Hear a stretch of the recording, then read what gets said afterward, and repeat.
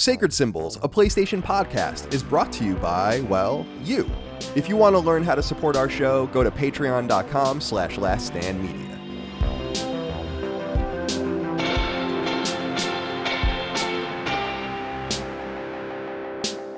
Hello, everybody. Welcome to another episode of Sacred Symbols Plus, your weekly podcast supplement of Sacred Symbols. I'm your host today, Dustin.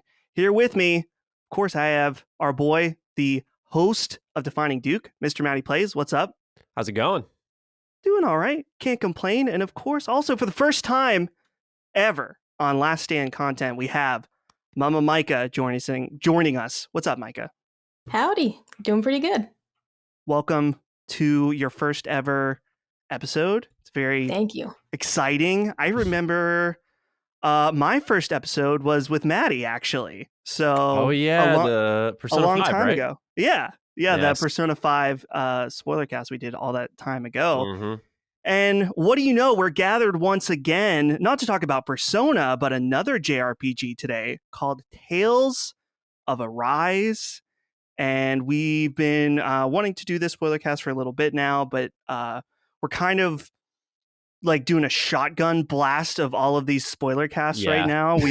We've got a lot more in the hopper too. Colin just released the Kena Bridge of Spirits Spoilercast. We have a lot more coming up. So let's start out this game. We did this unintentionally, Maddie, when we did Deathloop, is that we did the first 10 minutes spoiler free. We'll say that right off the bat. We're going to do a little bit of spoiler free stuff and then we'll get into the spoilers, but let's start with the bird's eye feel of this game. Micah, we'll kick it off to you first as your debut. How do you feel about Tales of Arise? And also, something I wanted to point out or just ask is, what is your experience with the franchise? Sure. So the first Tales game I ever played was Tales of Hearts R on Vita. That's actually my favorite one. And then I played Grace's F on PS3, and I played Berseria on PS4. So that's the three I'd played leading up to this. My favorite of those being Hearts R still. Tales of Arise, I liked it a lot. I'd say I'd put it maybe behind Berseria at this point. But overall, I really enjoyed the game. The story wasn't too convoluted. Sometimes JRPGs get a little unwieldy and you just get lost in them. So overall, combat fun, story understandable. Yeah, that's as far as the story, like, understandable. That's it's funny because there's points where it wavered where I was like, okay, we're starting to get into the weeds with some of these terminology. Like they're like talking about the Renus Alma and all this stuff. I'm like, ugh, what's going on here? But I do feel like overall it wasn't too bad. But before we get too deep, Maddie, the JRPG man, have you played all the Tales games?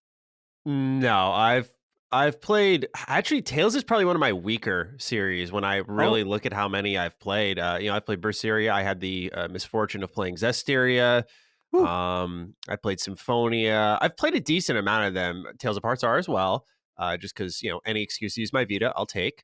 But it had been a hot minute since I had played Tales of, and so when Arise rolled around, I was really excited for this one because it looked like they actually gave the team a budget to work with, and I felt you could feel that throughout the whole game where I walked away once it was done, and it's still in my top 3 for this year. I really, really liked it, and it's definitely one of my favorite ones where I thought Berseria, for example, was really good, but Berseria doesn't, in my opinion, start till the second half. The first half is all just build up and nothing really makes sense to me or was really interesting.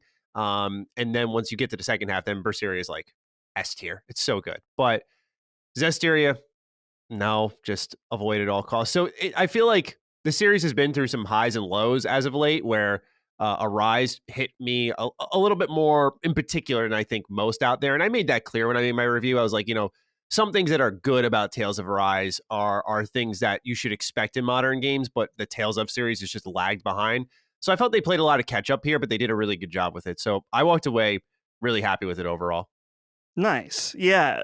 For me, I have never fully played any of the Tales games. This is my first full Tales game that I played.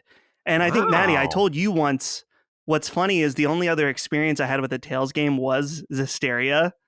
And Mm, I had mm. started it, and I got a little bit into it, and I was like, "This is not." Yeah, dude. I That's just literally don't think I want to do JRPG the this. game. It's really JRPG the game. It's so cookie cutter. Right? Yeah. Which a lot of people then told me, they're like, "Dustin, that's the worst one." I was like, "Okay." I missed Yeah. Berseria, and then so when Tales of Arise got announced, I was like, "Okay, this is the one. This is the one I'm going to do." And Mhm. then who knows? Maybe if I find time, I'll go back. I know. What's the one that just got the remaster? People supposed to really like that one. Oh. Um, it's on Game Pass. I know because I have it on Oh, my Vesperia. Vesperia. Yeah, that was I want to say 4 years ago, but I could be totally off on that. But yeah, that was one that was only on Xbox at first. So I think a lot of people just discovered it really late. I never played that one though. Oh, interesting. Apparently it's good. So for me overall, I am really, really mixed on this game. There are a lot of elements that I really like about it. Like I think that the visuals of this game were awesome. I love Mm. the kind of like watercolor painting look. It looks like how there's that game coming out, Babylon's Fall, the Platinum game, right? I haven't seen a lick of gameplay from that because I heard it was live service, and by Platinum, I was like, you know Oh, what? I'm well, not going to taint my vision of them. I the will go and reason pass. the reason I bring it up is that it also tries to do this watercolor look, only it Mm. fails spectacularly. At least, I mean, it's not out yet, but what we've seen so far, it does not looks like washed out and muddy and gross. And this Yeah, game I thought just looks like fantastic. I think this is like one of the best looking JRPGs ever, I agree. as I far as agree. from like it's so colorful, it's so bright. Um, and even also in like battles and stuff, like the different battle animations and stuff look Oh. really, really nice. Yeah, it just they really I think they flexed the budget because I know Mikey you've played a lot of Tales of games, so you'll kind of have an idea of like the dungeon quality in Tales was so poor up Hmm. until Arise because Mikey, did you ever get like lost running around dungeons in the old Tales games? Like you would like be in a cave, for example, and you didn't know which way was to the exit or to your quest objective because it all looked the same. Absolutely. Like there Yeah, was no variety really in yeah. the landscape, and it would just all look so similar. You could get lost forever. Exactly. And that's what I liked about Tales of Arise is again, this is something you expect from a 2021 video game now, but Tales has always been shortchanged. And so I was like the visual quality has been much appreciated, but they even really upped the game with their dungeon diversity too. Like it was just nice to see new sites. Right. Yeah. Yeah. That's actually one thing I will say that a low key, maybe not low key, but there is a lot of variety in the environments in this Mm. game, like big time, which is really nice. The things I didn't like so much are, and I've talked about this a lot on Sacred Symbols, and this seems to be I either hear people that say like, yes, this is exactly what happened to me, or people that have no idea what I'm talking about. And that is that the game, the pacing of the levels and the difficulty just was totally not there for me at Mm. all. To the point where I was playing the game on hard when I was going through dungeons and I was having no problem. And then when I would get on boss fights, I'd have to put it on easy. Mm. And I don't know if it was just like a gameplay, like the way I played the game was not quite the way they intended or what, but I found that happening regularly. And also too sometimes with leveling, like I would find myself suddenly underleveled and I was like, I'm not running through these dungeons. I mean, maybe the game wanted me to Mm. grind a little more than I was doing, but I found that to be like a little all over the place. But I don't think you guys didn't have any kind of problem like that, did you? Go for it, Micah. No, I played, the game through on normal. I am really thorough though. Like when you go to a new area, I try to defeat every enemy, pick up all the items I can find. So I went pretty slowly through each place and ended up being sufficiently leveled that for the most part, when I'd get to a boss or a mini boss, I could beat them like first or second try. But I'm just super thorough when I go through these games. So maybe I just, and part of it, like you exit an area, you go back and the enemies respawn very Mhm. quickly. It doesn't notice that you've only been gone for 2 seconds, like if you accidentally leave the map and come back. So I would end up Mm. refighting enemies by accident sometimes. You have more patience than I. Yeah. Yeah, I think the balancing was weird because I didn't turn it on, but when they gave us review copies for this game, they gave us the Ultimate Edition, which a lot of publishers try to do very sneakily because this one came with like an XP boost, so you could out level stuff real quick if you definitely had that on. Because I was churning through the game, it sounds like Dustin was too, pretty steadily. But then I got to a boss and I was like, oh, okay, I kind of see why you wanted the XP boost because you might have to go back and grind.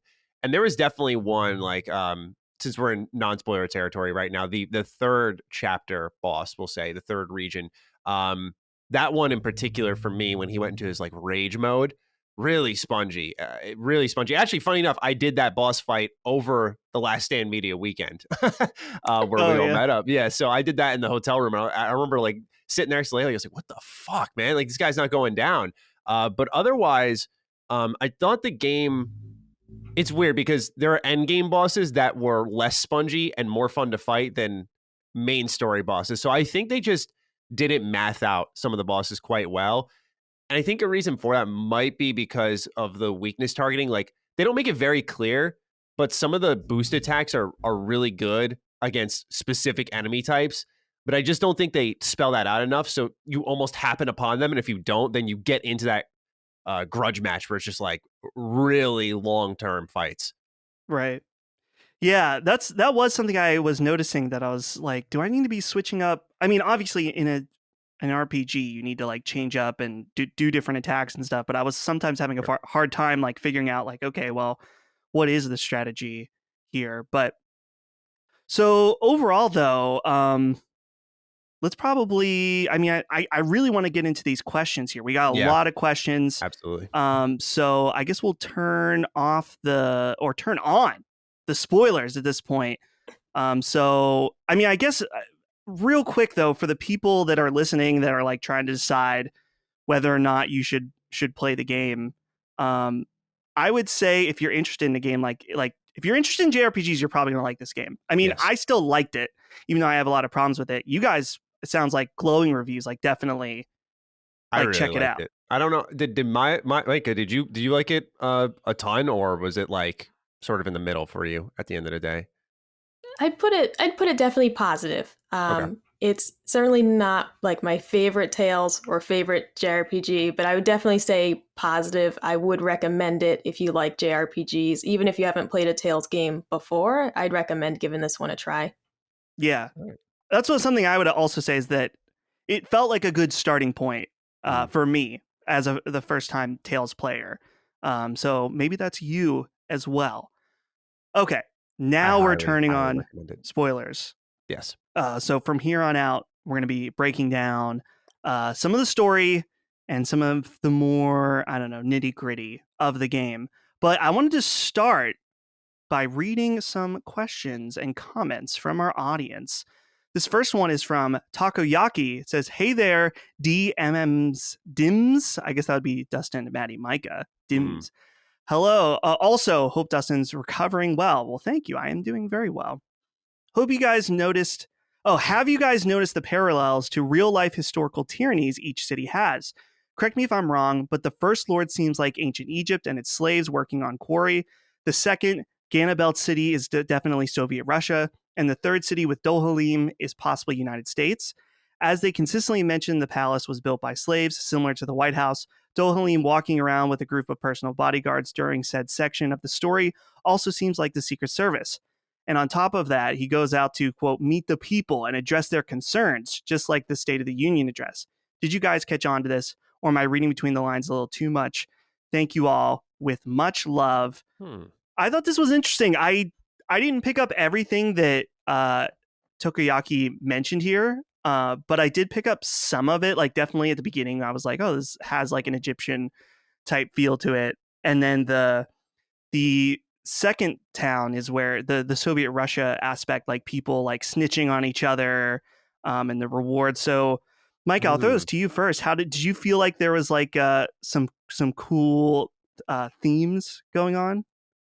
Yeah, I didn't pick up nearly as many as our listener did, but one of the first ones I did notice was when you go to the second area and the idea of people sort of like tattling on each other felt a lot like what I've read about North Korea, for example, and the way Yeah, that they sort of have their citizen police that, they're always informing on each other. So that was like the main one I picked up on. And I thought that was a really neat inclusion. I've read several books about North Korean defectors, and it's a very fascinating place to me to learn about. So right away, I picked up on that one. The other parallels that the listener drew, though, are really interesting to me. I certainly didn't pick up on like the Egypt type theme, and now I definitely see it.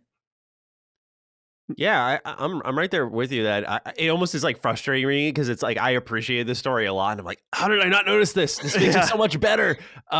Yeah, I love this pickup here. This is great, and it's funny because when you look at Dohalim, like he's very much styled after almost like a Egypt, like a I can't think of the word right now. a pharaoh. Yes, thank you. That's what I was looking Yeah, for. Thank you. you're good. And so the similarities to the United States that I do think seem pretty clear when he lays it out like this. Maybe it's not intentional, but the way that Dohalim looks versus what it was sort of representing just shows that this game was pulling from a lot of different ideas. I will say, my favorite part of the game was this first half, going to these different regions and kind of seeing what was fucked up here with one of these lords and how they handled it. But knowing that there was probably a thematic push there from all different conflicts, all different parts of the world was it makes sense why when I felt like, hey, the world is like the best character in this game, that this was the case because it clearly pulls a lot of inspiration from a lot of areas. Definitely. And sticking on some of these like more interesting heavy themes, Brock Thomas Walsh wrote in and said, "Greeting to all the lovely LSM hosts. How did you all feel the game handled the heavy topics of racism, bigotry, and acceptance? I got to be honest, I was not expecting to have such huge issues tackled in this, but I thought it was really powerful. The themes of overcoming differences and preconceived notions of other people really hit home for me, especially in the year of our Lord, 2021. Thanks and keep it weeby, my friends." I like that. Yeah, this surprised me a lot from this game, just the way that this was like a constant thing throughout the whole game. I mean, I guess it's core to the story is the Renans and the Danans. Uh, it's funny at the end. I mean, just to fully break open the spoilers, how you Yeah, find kick the out door that down. Here we go. yeah, Renans and Danans are the same. They were just like genetically bred differently early on, and so it's like, oh yeah, you're the same. It's just these guys don't have magic powers anymore. Which I guess that I kind of felt like that was probably true in the beginning. I was like, yeah, these guys are probably really not that different. Yeah, Which, you could tell writing was on the wall. right, yeah. So overall, though, I thought it was interesting in a good and a bad way too that the idea of like the sociology, the concern of the team. They're often talking about how they're going to fix this problem between these two people. Even after the conflict is over, they're like, this is going to not be easy. And I thought that was an interesting thing to mention, just in that it wasn't quite, it was a little more mature for like a fantasy story, that the idea of like, okay, well, we may be able to get past this specific conflict, but the problems aren't going to go away instantly between these two people. There's 300 years of people that were enslaved. And I don't know, maybe you could say that's like an analogy for now, that it's like, yeah, we don't have slavery in, well, I mean, there is still unfortunately some slavery in the modern world in parts of the world. But if you take something like the Western world, we'll say like United States and Europe, we don't have slavery anymore, but we're still dealing with the effects of that because it just takes a long time when something that horrible happens. Right. What did you guys think? I don't know who wants to go. Micah, I defer to you. What are you thinking? All right. I liked one of the aspects in dealing with like the feelings of resentment and hatred was that it took them a very long time as a group to get over that. Rinwell especially just keeps clashing with Dohalim and Shion. Like she just clashes with them a few times, and she'll sort of have a moment of understanding and apologize, and then later on there'll be a lot of this happened in the like additional dialogues, like you hit right bumper, for those additional ones that would pop up while Right. you're traveling. A lot of those interactions were there, and it would be things like Dohalim. I keep saying it wrong, I know, and I can't get it right.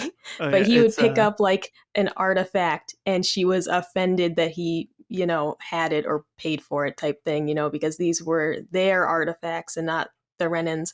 So I liked that she sort of, throughout the story, kept having these little setbacks where she knew these people were her friends and she trusted them, but their differences still kept popping up and getting in the way. I like that it didn't just smooth things over really quickly with her and the other characters. I like that it took a long time for her to finally come around and realize like we're all teammates.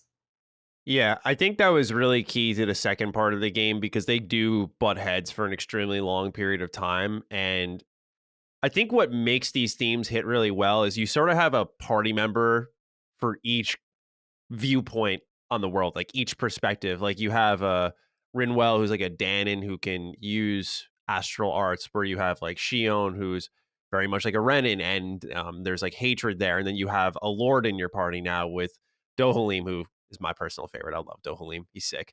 And like you see the tragedies he goes through when they start to learn more, when they leave and go to Dustin, you said the name of the planet earlier, but there's just, I think with all those worldviews constantly being represented, it lifts up these topics in a more personal way because you're connecting with these characters and watching them develop and seeing them move past it. And I also like how there are chapters, like especially the fifth one, where there's kind of like a lack of willingness to, when the party solves what you think is the main issue, a lack of willingness from like the general public to move on. Like, why should we forgive them for what they did to us? Like we should take the fight to them. That kind of long-term resentment, I think, again, made these topics feel less slapped on and more believable because they put time and effort into them through the characters and through each part of the story, really. While we're talking about characters, this next write-in is from Jace McCarver. Hey, Tales team, call me a softie, romantic, or what have you, but I really enjoyed watching the love story between Alphen and Shion continue to slowly blossom in this game. Did you all enjoy it as much as I did? It wasn't over the top, but very gratifying in the end to see them together. Thanks for all you do. Jace. Maddie, I'm going to throw this to you first since, well, I don't know if Mike is into the games with the romancing. Maybe you are. I am.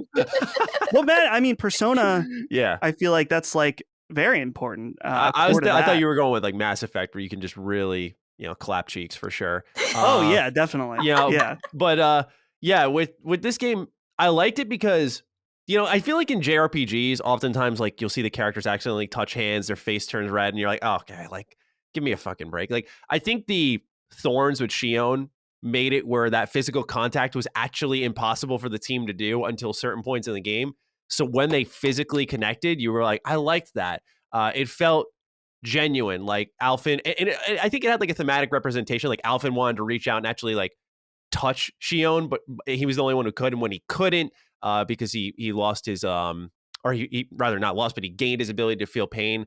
I felt like it was very intelligently developed, where this felt like a legitimate love story in a way. And that's pretty common for Tales, but I thought this one was done in a really unique way, where normally I'm not crazy in JRPGs on the shipping, like this person's got to date this person. It's like, maybe they're just bros. Like they can just chill and be friends. Like not everyone's got to be banging. Like, but I honestly I was pretty about this one. I thought that they handled the romance well, which is really hard to do in games. If anyone follows what I do, I am not really keen on in-game romance because most times it's really undercooked and people are just, Mass Effecting it up, which is hilarious, but it doesn't add anything significant. And I thought in this instance, it was something that helped the game and helped the characters.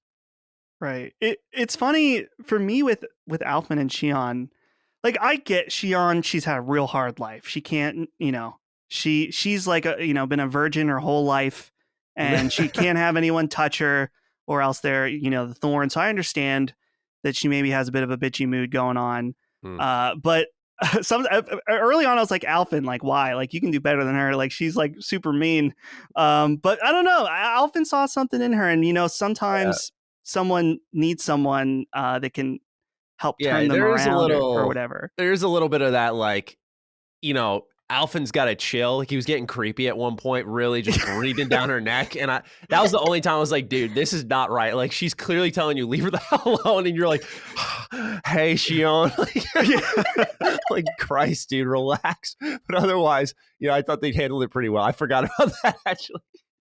So, Micah, how are you feeling about the romance in this game? Did it hit? Yeah, I thought their love story was fine. There was a couple moments, like Maddie mentioned, was like, oh, like the really awkward, like anime, like, oh, like we glanced at each other and our cheeks turned red. And there was only a couple of those. And it also just kind of adds to a little bit of campiness that comes with like anime and JRPGs, which I like. What I really wanted, though, was a love story between Law and Rinwell.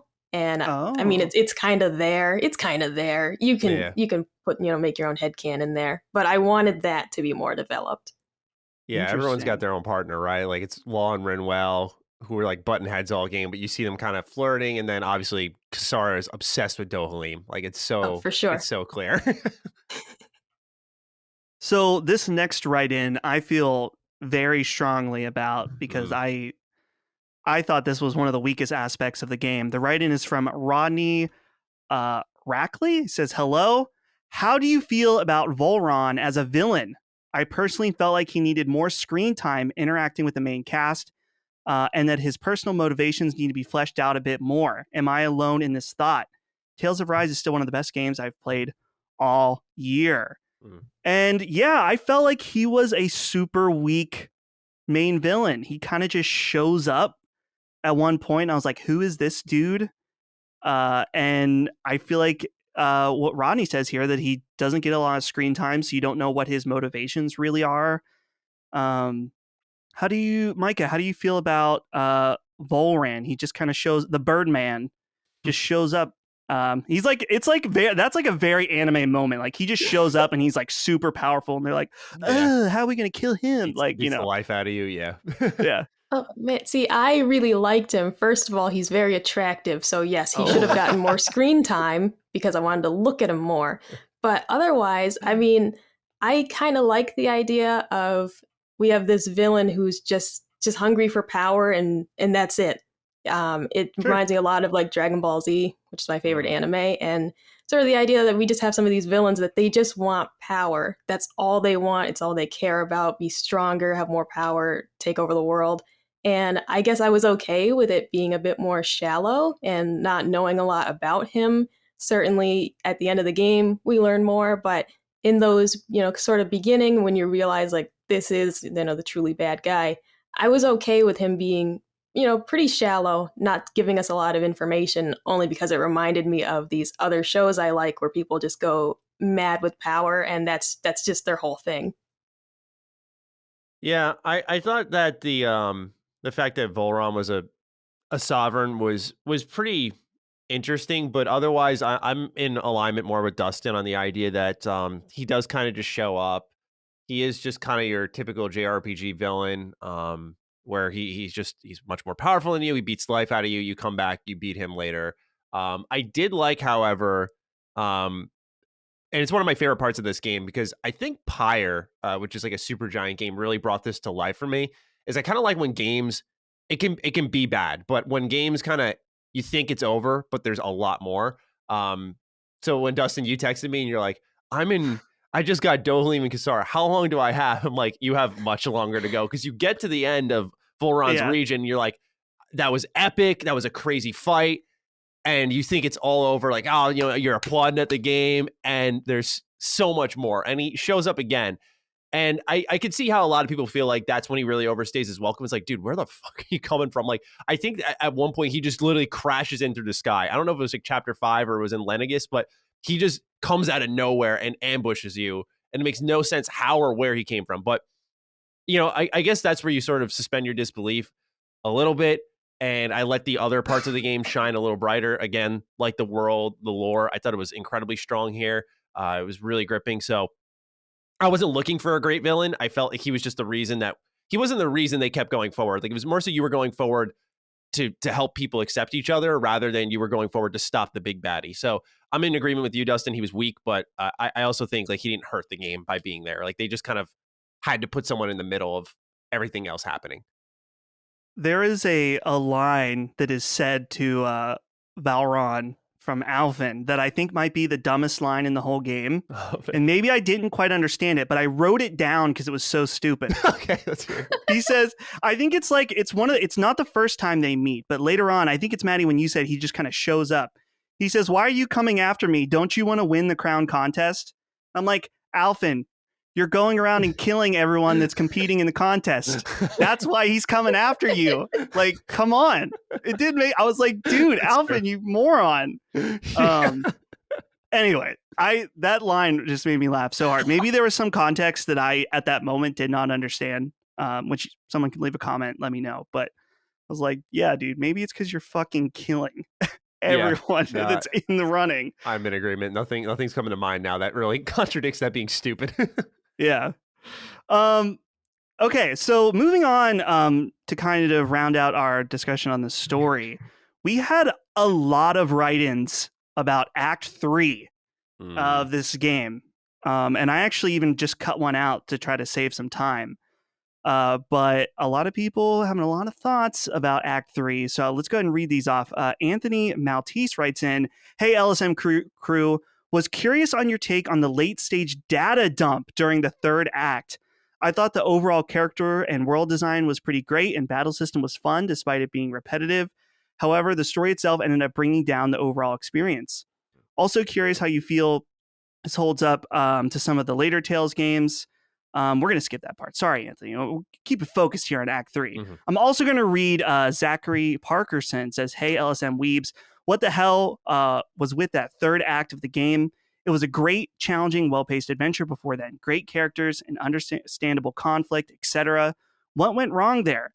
Suddenly, the wills of planets are involved, and they even try to backpedal the Renans being slaves a little bit. The dungeons start to drag on, and the exposition-heavy dialogue goes into overdrive. Felt like a totally different team made it. Good ending for the characters, though. So, I definitely felt this. In particular, there's the part of the game where you get sucked into that ship. What's the guy's name? He has a number in his name. Something 38. Yeah, I know who you're referring to. It's like that almost monstrous creature plant-looking thing, right? I think. Yeah. I know who you're talking. This is when there's like an elevator in the center, right? You kind of go up and down the multiple floors, and he's on like one of them. Yeah, and he basically tells you like, we set this whole thing was set up. The two planets, the one planet's trying to suck up the other planet. Blah blah blah. Mm-hmm. There's seriously so much exposition dump in this one like hour-long section of the game. And what was so funny to me about it was it's like you get like this dump. Or like the characters learn something and then they need to have like a little powwow meeting to discuss everything you just learned again and how it's going to relate to like the socio-economic politics of the Renans and the Danans. And then they'll like go and do something. And then it's like, okay, we got to have another meeting to talk to one another about this. And I was like, oh my God, how many times we got to repeat the same like conversation? Like, it's like, we get it. Now you guys need to talk about it. But it's like, you're kind of just repeating the same stuff that was already discussed. So as far as Act 3, Micah, how are we feeling as far as like, did you feel it was a little too heavy-handed? Yeah, the story, they definitely just put way too much in that small section of gameplay. You would have a 5 or 10 minute cutscene, and then there would be, 3 optional dialogues popping up right after, or like right in a row too. You wouldn't even take 2 steps. You'd do one of them, and then another one would pop up. And it's like, I've just listened to 15 minutes of dialogue. I haven't played. I don't know what's going on because it's just too much information to take in at once. I liked that twist in the story. Like, I enjoyed the fact that it's kind of cool that the planet itself is like a being, and it's controlling these those Iron Man looking characters. I liked that section of the story, but I feel like it was way too much information all at once. They definitely could have started hinting at that earlier on, maybe. in different sections where you find items. Like, there's a part where you're in like the library in Dohalim's kingdom. And it's like, we could have maybe thrown in some books here that you would click on and maybe give you some hints about what's to come. Just so it wasn't such a shock all at once and just such a huge information dump all at the end. Definitely. Yeah. Maddie, how are you feeling? Yeah, I'm in agreement. I think they poured it on a little, not even a little, a lot, a bit too strong come the end of the game. And it hurts because I think what happens is it strips what was such a strong focus in the early going. And I know Zachary was asking, like, what happened? Like, what was that? I think this is sort of what occurs when you give a team a large budget than they had expected. Because you could tell they really spent big on this game to try to put Tales in the mainstream. And I think they just had a ton of budget left over because it really felt like once you finished, the first 5 kingdoms, that could have legitimately been the game right there. And it could have cut off there. And then they had all of this extra budget to say, well, we can do this, this, and that. And they kept adding to what was something that was very tight, compact, and served a great purpose. It didn't ruin for me because, I had a great time playing it. So it was just more time playing the game. But I do think the story suffered. But I just think there's something to be said about them having a larger budget and then suddenly piling on the exposition, because I don't really think, even if I didn't like, say, Zestiria, I don't think that was because of exposition. It just wasn't interesting. Where this is the first Tales game I've personally played where I feel like they lore dumped the hell out of me. And it's almost like they were bored and just kept adding and kept adding and kept adding, where even like Dohalim's revelation of like the damage he's done when he goes back to his homeworld effectively didn't, to me, sting as hard as I think it could have, because they were hitting you with so many other things that I don't know if you guys get like this. Sometimes I take a lot of time to just process it, and it's depending on how much you get at once, but also like if it's happening during gameplay.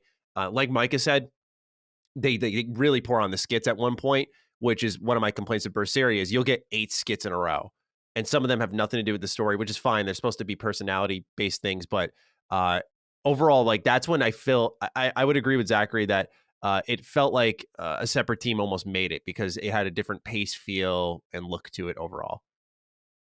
Definitely. What was I going to say? Yeah, there's like a lot of, when we're talking about the redundant dialogue, I don't know, did you guys notice this, that especially in the third act, I always felt like I made a joke to Holly at one point. I was like, listen to this conversation. If it's going to be like an emotional character one, this is what's going to happen. The character will say something along the lines of, I never knew I could feel like XYZ until you did XYZ. And then everything changed and now this. It was always like, there's like this constant between the characters that like, especially with Shion and Alphen, where like Shion's like, I never thought that I could be friends with anybody, but then you showed me kindness and no one had ever done that before. and now I don't want to be away from my friends. Very and anime, then that, yeah. But that happens to like all the characters. Like they constantly like won't shut the fuck up. And I'm like, we get it. You like each other. But you're saying it's like over and over in the exact same way. Was it just me? Okay. Did that bother anyone else or was it just me? I mean, I'm with you on that. Oh, sorry. No, go for it. I'm with you on that for a couple aspects, and not only just like the redundancy in themes, like you said, sort of like they just kind of always have the same thing to say.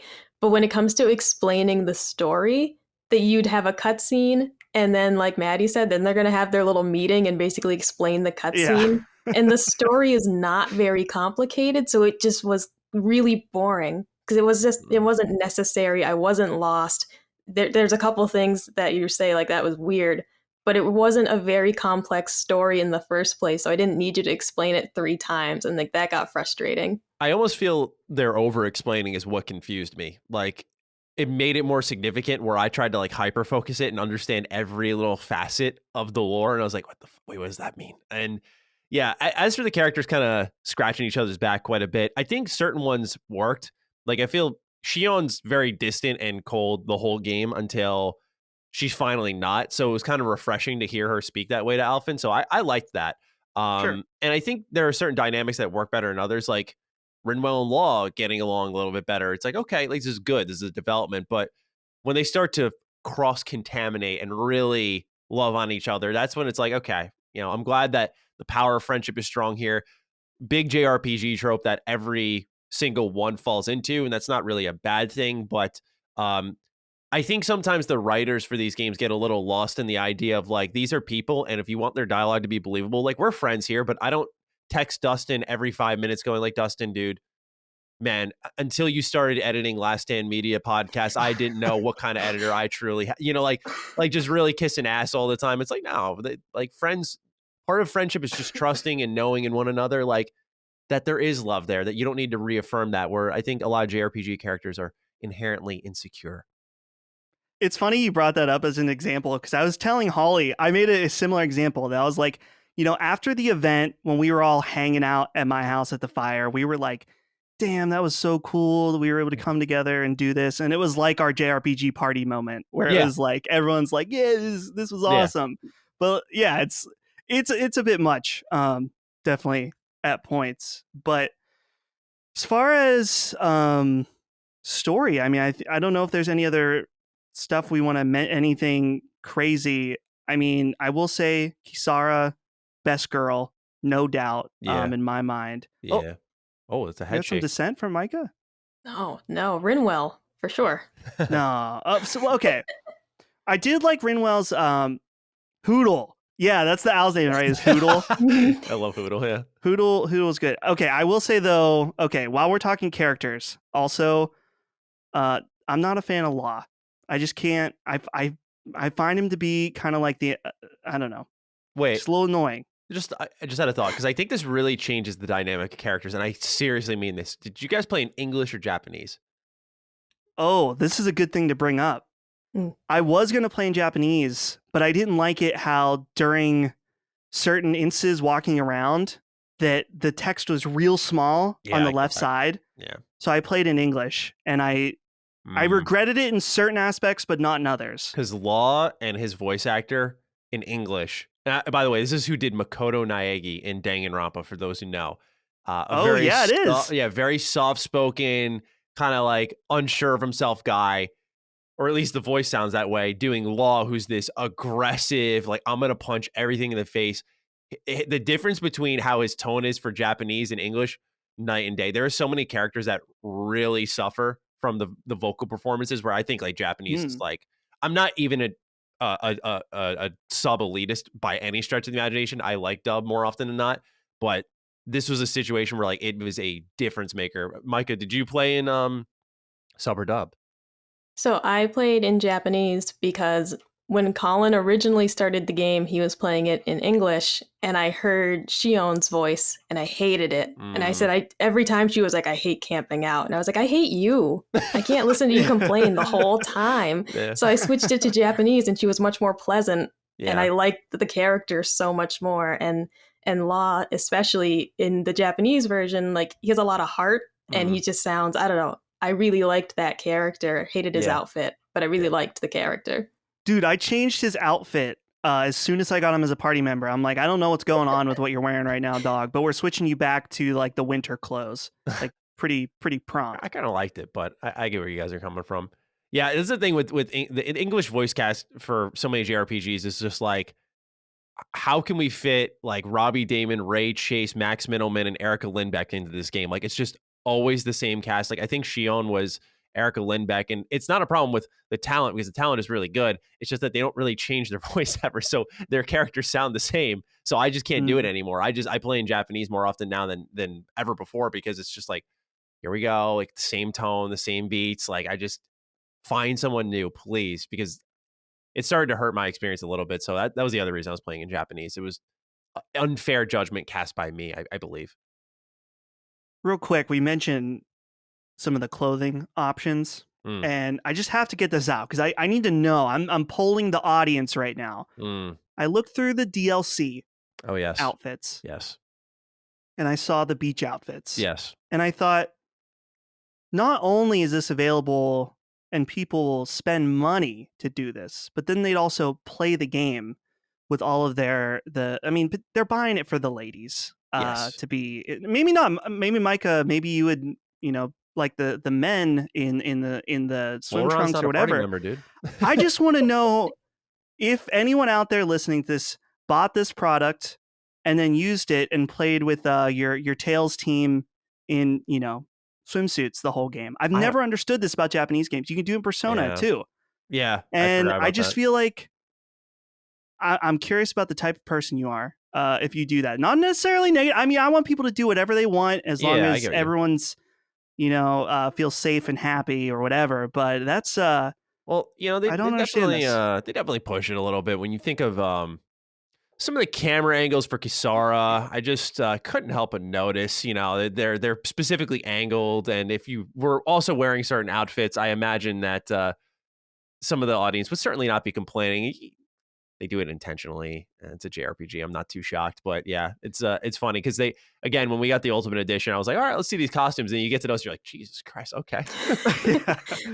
Yeah, especially in the later part of the game when Shion gets her new outfit, and there are many upskirts, and I noticed it every time, and I was just like, oh, there it is again. Like of course it's intentional. They drew it. Someone drew this. Someone spent hours on that.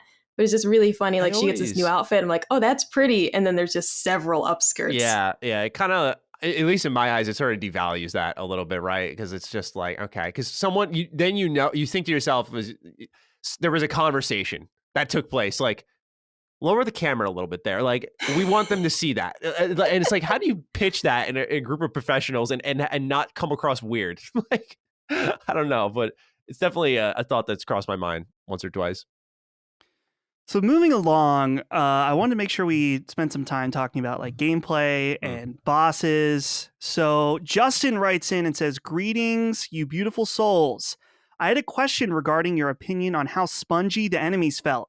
I ended up dropping the difficulty just due to health pools even common enemies had. I don't mind a challenge, but I felt that even common enemies felt it took way too long to fight.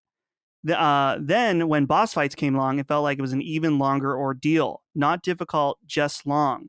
I would rather have a more tactical fight as opposed to a fight where I mash the attack button. I felt that Tales of Arise was super guilty of this, especially and definitely caused the last chapter to feel like a major slog." So we can tie in talking about also that last, that last dungeon when you are on, I guess it would be Rena, right? Yeah. That last dungeon is just the sloggiest of slogs ever. Did you, I mean, Mike, I'll throw this to you first. Do you feel like, I guess this wouldn't have bothered you if you were willing to like go through the area, you searched through every area and you were like, okay, if the enemies reset. So this didn't bother you? Like you didn't feel spongy or anything? So it definitely did. I'll say that like for the most part, the game was kind of a breeze just because I stayed pretty well leveled. But enemy fights did take a long time. I thought that myself, just going around the world, like these little like random encounters take longer than I'm used to in JRPGs. I did notice that for sure, that just these common enemies have a lot of health. And then certainly with the boss fights, some of them weren't very difficult. They just had an absurd amount of health. And you even had some bosses that they didn't move very much. They didn't attack very much. Like it was very predictable. There was, one boss that would just periodically sort of do like a ground slam. It was really easy to avoid. And that was their only attack. Once in a while they'd move. But otherwise it's not difficult. They just have a lot of health. So I agree with like what they're saying, that some of these enemies maybe even seem a little boring because they're not really a challenge. You just need patience or, a lot of items to just keep your magic up so you can keep attacking them, really. Yeah, it's interesting. Maybe I'm just losing my head here. I had at times a tough, or at times I thought the game was a little tough, and I made full use of its systems. The boost attacks, the perfect dodges, especially that you could unlock through the skill system, which I really liked. I was switching party members, trying to like make use of specific attacks for specific moments, and I was playing on normal. So I may have just regressed in my gaming talent over time. But yeah, definitely by the end, that final dungeon, I think, is where it's a backbreaker moment. Like I think most people could have tolerated it as it scaled up. But just when you get to that final dungeon, the save points are scarce. If you are not stocked on items, then it gets really annoying because then you got to leave, go all the way back. It can really grind you down. And especially, I'm someone who I'm like Micah. I like to search every nook and cranny of a world that's given to me that I'm enjoying, and especially Tales of Arise. I love the world, so I wanted to go that extra mile, get that chest. But there were so many mini bosses just combed throughout this entire dungeon that I couldn't do it. Eventually, I was just like, I just need to gun for the end here. It again, it could have really hurt my experience, but I think I got there just in time. You know what I'm saying? Like if it was another hour or so, I think I would have had a little bit of a different opinion, a little less positive. But yeah, it was definitely one that I remember when my friend got to the final dungeon, he was like, all right, do I need to know anything? I was like, get a lot of items. And he liked it a lot more because he was well equipped. But if you're not prepared for that, obviously someone's not talking in the ear over it, it's going to be a rough time for sure.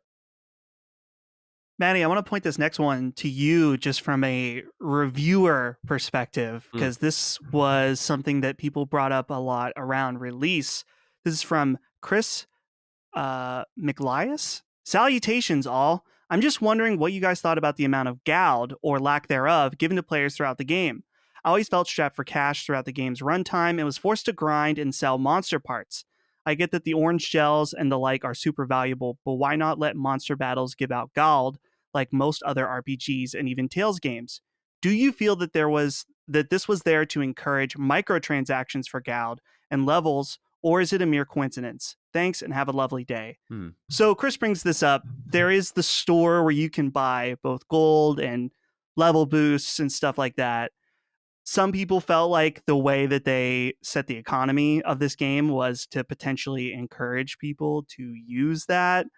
Maddie, did you feel like, even if it may not have been the case for you, do you feel like the game was tuned any differently for this? I think, yeah, there's definitely some truth in that. It sucks because it's a double-edged sword. I think they definitely did, because you do feel a little bit handcuffed at times. What's interesting, again, is they give us this Ultimate Edition, so I feel like with that, a lot of reviewers didn't mention that we get not only the XP boost, we get the money boost, and we get a ton of free items, a ton of SP that you can spend. Like they give you everything, so you can really, if you wanted to. Once I beat the game, I was like, let's see what they gave us. You can really scale up big time. So I feel like some reviewers missed out on that, where I liked in this game that the gold wasn't plentiful. The reason for that is because in every RPG, JRPG, they have a really bad curve to getting rich. And I felt like in this game, by the time I got to the end game and started to finish the end game stuff, I had a lot of money just stored away that I could spend on whatever. And that felt good. It felt good that when I went to a store, I had to think about, who am I going to buy equipment for? Not just, okay, stats green, not red, upgrade, upgrade, upgrade, upgrade. Just go down the whole party menu, buy all my healing items. It's a very thoughtless process. I liked in this game that I had to consider, like, okay, how many healing, how many orange gels, how many revivals, what kind of revivals. Where I think that, again, it's totally fair. I think it's true that they definitely limited how much gold you'd get, because I don't know. It just seems strange at the time that they add microtransactions is the one time in a JRPG where it's like, I don't really feel like I have enough money for everything. But I also feel like it kind of benefited the game in a way. I like that challenge of thinking about what I want, but I'm also very different there. Micah, did you experience any of this with the grind?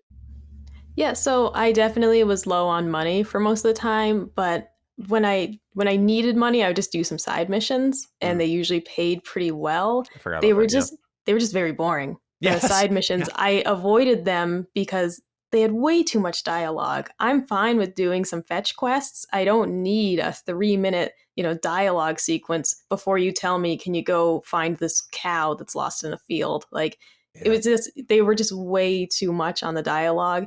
So for the most part, I didn't do a lot of side missions until I had to. For the end game, I was just completely out of money and out of items. So before going to that final section, I went and did, 5 or 6 side missions, just easy ones, made enough money to buy a lot of orange gels. And then I was able to get through the final section. But they definitely, I remember saying, like, I wish regular missions gave you like money, or defeating enemies, gave you money. They never drop cash. It's like, you give me like 1 or 2 It would add up over time with the amount of enemies that you fight. So, but I also didn't know that you could buy gold. I completely missed that. I never look at like DLC or microtransactions ever because I never spend money on things. So I had no idea that that was even an option. And it's really interesting now to know that. So another big topic is bosses in this game. And I wanted to specifically read Straw Hat Ninja, who wrote in and said, "Greetings, Bright Eyes. Do you think the decision to not let you stagger bosses hurt the boss fights overall? In past games, boss fights could be too easy because of that. But by not doing that, it made them too spongy, in my opinion." So I'll throw this to you, Micah, first, since I mean both of you have Tales experience. So I know you both will be able to chime in, but as someone who's never played any other Tales games, I had no idea about this being part of the combat. Was this something that you noticed, and did it bother you, or I don't know, maybe you didn't notice at all? How did you feel? Yeah, personally, I didn't really notice. Like I had mentioned, for the most part, the boss fights weren't super difficult. They just took forever. So it was more of just patience and rationing your items so that you didn't run out of magic, so you could keep healing and everything. I definitely now see what they're saying, but I didn't really notice that. A lot of the enemies were just so they would just stay in the same section, they were really easy to dodge their attacks, really easy to predict some of their attacks. Certainly some of the bosses, were faster and had more going on, or especially ones that would send out, like ones that used astral arts and they were throwing stuff around and you have to evade, which I was really terrible at. I'm glad Maddie understood it because I never got the dodging down. But overall, I felt like the bosses didn't really I didn't need extra help because they were so predictable and a lot of them moved very slowly in the first place. Yeah, it's interesting because it's another one of those design decisions that I get, but I don't think it was smart. Because like it makes sense when you're fighting the grunts, the basic enemies, that you can get like 100 hit combo in this game. You can just keep chaining, boost attacking, beating the life out of people. And it's like, okay, if you're fighting a major boss, the idea is they're powerful. You can't just tap them all over the stage and boom, they're dead. So I get that. And what I thought that kind of enabled in my eyes was paying attention to their patterns, which especially in action JRPGs, I never do. I just kind of fight away and I'm like, yay, explosions in action. That works for me. But in this case, I was actually looking for patterns, waiting for certain attacks, because if I wasn't careful, as I alluded to earlier, I died a couple of times in this game for sure, that this could really screw me over. One of the end game bosses is this huge dragon at the top of this tower, and he's got like 2 phases, and it's honestly as epic, I thought, as the final boss. And so I just, to me personally, like that you could pay attention to these patterns, and if you knew them, I don't know, it was rewarding because I never played a Tales of game that really provided that feeling. But again, it is that double-edged sword that we kind of keep returning to, where there are some aspects that could have been better. Maybe if you couldn't stagger it, lowering their health count would have been more ideal, because then you don't really need to stagger them. You just need to be smart in fights, which is a little more Souls-like, if you will. But let's not get into the Dark Souls of JRPGs, shall we? Whoa. Let's hit the pause button there. I will say about the boss fights, I was surprised that I feel like they're kind of hit the same notes over and over again, as far as like, here's like a big beast that looks like a lot of the other big beasts that you fought over and over. Not that the game's like completely void of new ideas for bosses, but I did feel like it was kind of repetitive at some points, where it's like, okay, like I think I feel like I fought this guy, but maybe with a different skin like a few hours ago. How'd you guys feel about, I know it's not the final boss, but the Great Astral Spirit as your final main baddie? When I saw him in the cutscene, I was like, oh, this guy looks pretty cool. And then when you fight him, I don't know if they just like shrunk him down so he would be like fightable size for the player, but I was like, felt a little anticlimactic anticlimactic in a way, which I get it. But there were some bosses that you fought that were like huge, and but I guess I don't know. Maybe it was that they didn't want to have that type of design where it's like, okay, fight the hands first, and then eventually you can attack the head or whatever. But did you guys like the final fight? I mean, Micah, I'll throw this to you first. He's I'm looking at a picture of him now. He's a great big purple boy. How did you feel about him? Yeah, I think that was that might have been the first fight. I actually had to look up and see like what arts is this guy weak to, because in part of saying that some of these bosses all feel the same, I'll note that throughout the game, I didn't really pay attention to what elements my characters were using, for example. And it wasn't until very late in the game that I paid attention to, I check a guide and it says like, okay, he's weak to light. So I edit, Rinwell's ability. So she's only using her light attacks. And then, that made it a lot simpler. But it wasn't until that late in the game that I had to pay attention to what elements my characters were using, because for the most part, the bosses didn't really seem to matter very much. But I liked that final boss. I thought it was pretty cool. Definitely agree with Dustin that it was a little anticlimactic. It seems like he's going to be like world sized when you first see him. But yeah, that was maybe definitely one of the more challenging parts. I think that when I failed the first time and I said I have to like go back, get more items, I knew there was no way I'd make it through. What does he have? 3 stages? And then you have Bullrun at the end. Yeah. I knew I could not get through it with the amount of like orange gels I had. I had like 3 in my inventory. They don't give you a second to recover. Like after that fight, they zip you right into the next one, if I remember correctly. Mm-hmm. Yeah, I'm looking at the boss now because I had to refresh my memory on this one, because this was, as we talked about earlier, the part of the game where it was like there's a lot happening. You're just trying to process it all. I like this boss because I liked it and didn't like it because it was one of those weak spot bosses. Like, I don't like when a boss very clearly is like brandishes like, hit these orange spots on me because holy shit, I'm going to go down if you do. Like, it's like, why are you designed that way? Like, why are you so clearly weak looking? I didn't like that.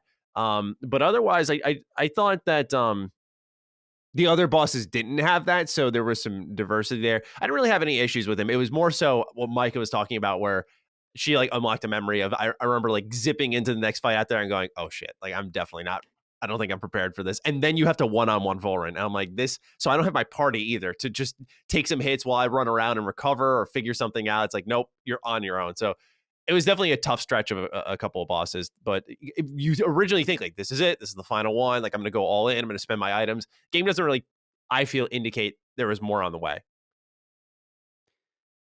Let's see, we're an hour and 2 minutes in. We're almost out of time here, but I wanted to end with a wrap up question. I actually have 2 here, but I'm just going to leave it at 1. This comes from user Kickstand. It says, in the past, Tales has been a second string JRPG series. From a sales perspective, I don't think that's still the case. However, this is a relatively dry year for games.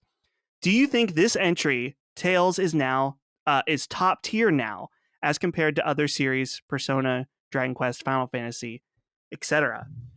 And so I thought this was a fantastic question, because it definitely felt like, as Maddie, like you were saying earlier, that this Tales game had a lot more budget.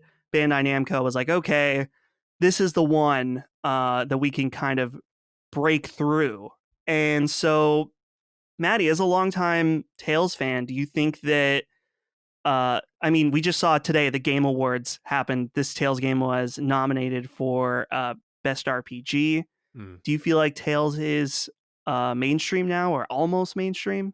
Yeah, I think they need to keep up this pace, though. Compared to the series that Kickstand mentioned, like I haven't played really any Dragon Quest at all, so I can't comment on that. But Final Fantasy, I think, I have really weird Final Fantasy opinions that I almost don't want to get into. But of course, I'm very biased with Persona. But like I've played a ton of JRPGs, and I think with Tales of Arise, it's up there. Like it's one of the stronger ones. When I don't think the bar is very high with Persona 5 Royal in my eyes, but beneath that, there's like a huge gap in the next one. And it's because like Persona 5 Royal just does things that the industry is already doing, but they do it for JRPGs. So there are unique dungeons. There is a worthwhile story there. There are great themes. There are unique mechanics. It doesn't feel like it's on a tight budget. There, even though it really leans into its art heavily.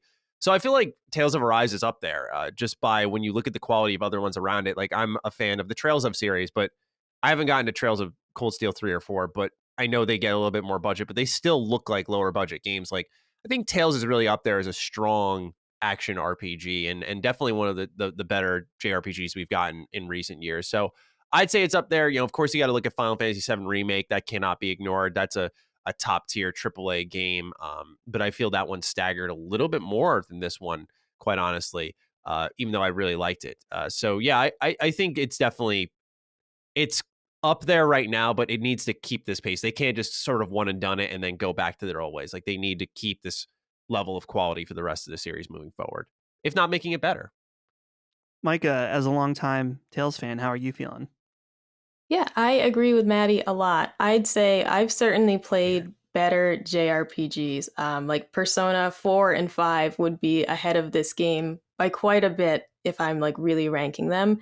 But this is not a weird JRPG with bad mechanics that only someone who really loves these games would play it. It's not like that at all. This is something that anyone who likes JRPGs could jump into. Anyone who likes Tales will enjoy this. It doesn't have anything that's super strange or awkward about the gameplay or battle systems. It doesn't have a story that is completely out of left field. I feel like the quality overall, this game could be accessed by almost anyone that likes this genre of games. Yeah, that's really well put. You could actually hand this game to someone and they would get it. They would have something to enjoy there. That's really important. I think the thing that I would like to see for them to, I think, really evolve the series, not that I know a lot about the series in general, but the thing that I felt playing this game is that it looks and feels much bigger budget than the previous Tales games that I've seen. But there's still some like remnants in there that I'm like, this could be like the world instances. Like I feel like The skits, you mean? Or are you talking about those or like no, like how basically each like section of the map is like a point A, point B, basically Sure. that you Okay, walk through. yeah, like the zones. Gotcha. Yeah, I feel like if they, I don't know, and I don't know. I'm curious what you guys think as Tales fans. Like, is it time for Tales to make an actual open world, or like just not even like open world, like we think of like not like Final Fantasy 15, but a more open game as opposed to these zones, or is zones core to what Tales is? I would rather them stick with zones personally. I obviously I'm a Okay. little more biased in that direction, not even just because of Tales, but I just think a lot of my favorite games are like this too. So I think it allows for more environmental diversity. And I don't know if, like, for example, this story would have hit as well and felt like you're really going from kingdom to kingdom. We talked at the beginning about like those representations throughout those kingdoms and what that was like. I don't think you get that if it's in an open world. I think being able to just zip from zone to zone, and they have a lot of fast travel points. So I could get to where I want, where it almost felt interconnected and open. Just it was a lot of zones stitched together. But I'm sure it's something they're going to look into, because that's probably the next logical step is like, okay, how do we get the casual gamer to look at our game? It's like, we go open world, because that's an easy sell. Right. That's like a big deal for them. So that's where I sit on it. Micah, do you want open world Tales? I'm really with you on this. I was actually talking to Colin recently about how I'm getting a little sick of every game being an open world game. I like linear experiences, and I miss those sometimes. And that's part of why I like JRPGs, because something like, this game, you has side missions and you have some freedom for sure in where you go, and you can do like certain side missions and really just ignore the main story for a while. But I like that you're just on a track. There's not player choice in this one. The story is unfolding for you. That's how it goes. So I like the way that this game is. I'd be hesitant to change it, but I'm also, I really enjoy these games. I like seeing how they've improved over the years as well, though, and comparing this to some of the older ones. It's a really great game, especially from a technical standpoint. So I would trust what they could do next with it, but I don't want it to be open world. Yeah, I'm with you. Interesting. What about you, Dustin? You want a little open world action? Um, I don't know what I want, honestly. Hearing you guys talk about it, like I think of Final Fantasy 15, and I think the open world in that game sucks because it's Yeah, mostly empty and boring. yeah. But I feel like it feels a little too linear. Sure. Like I feel like they could maybe, which there are like some bit, like some of the zones are much bigger instance, right? But Yeah. some of them are kind of like hallways in a way. So I'm like, is there some kind of like medium where it's like you could do some bigger, much bigger zones or something? Like I don't know. So I think they needed you to got me thinking do though. like I remember chapter 3, like right before you get to the kingdom, like there's this whole open, beautiful field. It's like where you find the farmstead Yeah. and everything. Like that was great. I know and you don't see that until, or before that, the last time you saw it was, I think in the first zone, there was like this big, almost like canyon area you'd explore, and that was very open. But I think they need a little bit more of those. I think that's their future. But there was definitely a couple of dungeons that felt very like Lego blocks just getting pieced together and Right. leading you to different areas, where I'm sure that sense of openness is what they're looking to do next. And it worked. I mean, one thing we didn't really touch on was just like the seamless transitions for battles. I thought that was really, really good. And so I think they're trying to make it more accessible in those ways where it doesn't like stop you and it lets you keep going. Because I know they've tried, actually, I don't know if I remember correctly. I don't know if they've ever tried a Tales game where the combat just happens, like kind of like Infinite Undiscovery, like you're running around and just boom, fight. Like this has a fade in and a fade out. It's very quick and brief, but it does have that. I wonder if like that could be their future too. It's like, okay, let's make this crazy combat system with the party, except there's no loading in and loading out. Yeah. That'd be interesting. Any final thoughts, guys? Anything that we didn't cover that you guys want to mention? Oh, I just want to throw it out there real quick. What did you guys think of the skits? The skits, like you hit RB, R1, what have you, and they bring up these little comic book cut-ins. I thought they kind of sucked in comparison to the old ones because they tried to make it look higher budget for Tales fans when it really looked lower budget in general. But I don't know if I'm alone on that. I did them more at the beginning, and then as I played, just started to not do them at all. Right. And I don't know, maybe it's just because they were boring or I started to not care, but Well, yeah, you never know if you're going to get flavor or like something actually useful. So I get that. Right. What about you, Micah? Yeah, in the previous Tales games, like Berseria especially, one of my favorite characters was the witch Magilu, and she was really funny. So whenever she was in one of those, it was really great, and I liked watching those.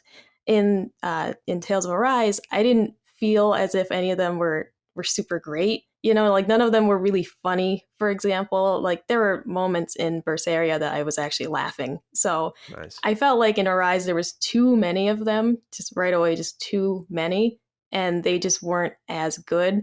Like at the very late stage of the game, I just started ignoring them. Aside from eventually I would just have to press the button to make it go away. But then you'd have 3 in a row and it's like, I can't do all these. I just can't do it. Right.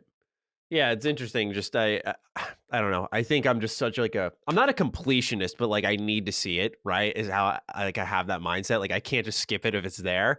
So I'm like, what if I'm missing something good?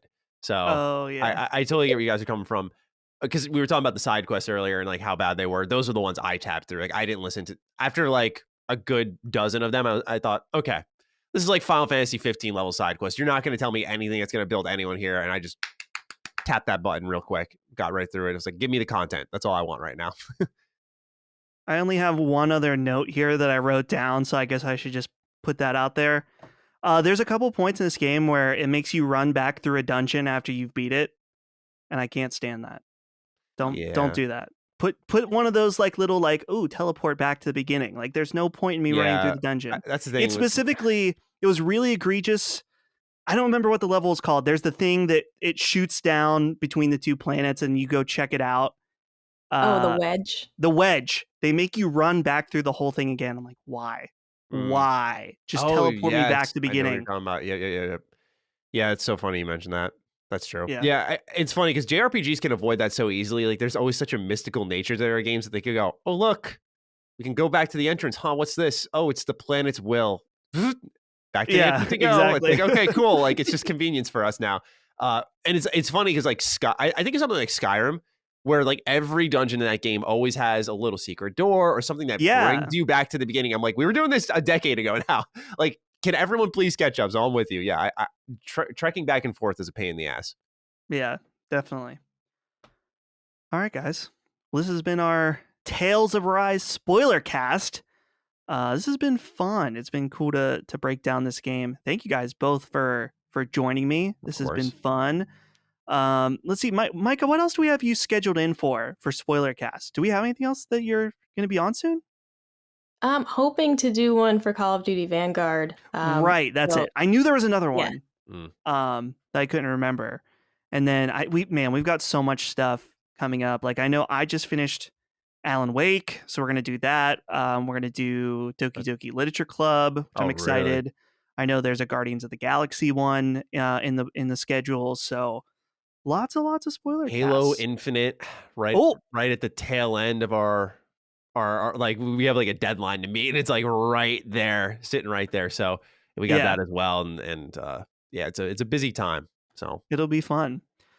All right, guys. Well, thank you first of all to Micah and Maddie, my two lovely hosts here, for joining me. And of course, to our patrons out there, that if you're listening to this, most likely early on that you're a patron. So thank you for supporting us over at patreon.com/laststandmedia.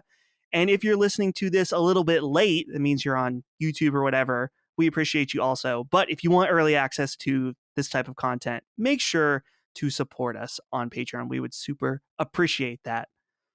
All right, guys, until next time, we'll see you later. Peace out. Sacred Symbols, a PlayStation podcast, is a product and trademark of Last Stand Media and Collins Last Stand LLC, and is proudly recorded in the USA. The show is conceived by, is written by, and is directed by me, Colin Moriarty.